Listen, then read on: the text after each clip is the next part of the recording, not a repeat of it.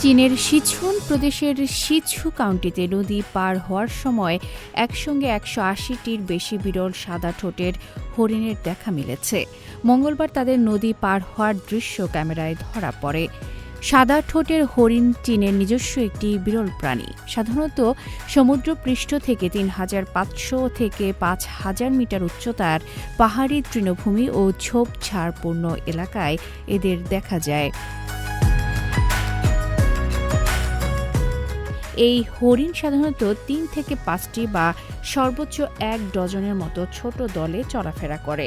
তাই একসঙ্গে ১৮০টির বেশি হরিণের নদী পার হওয়ার দৃশ্যকে বেশ বিরল ঘটনা হিসেবে দেখা হচ্ছে। চীনে সাদা ঠোঁটের হরিণকে প্রথম শ্রেণীর রাষ্ট্রীয় সুরক্ষায় রাখা হয়েছে।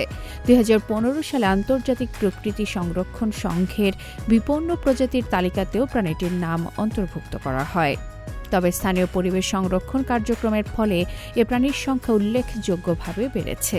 বর্তমানে চীনের সাদা ঠোঁটের হরিণের মোট সংখ্যা ১০,০০০-এর বেশি বলে জানা গেছে।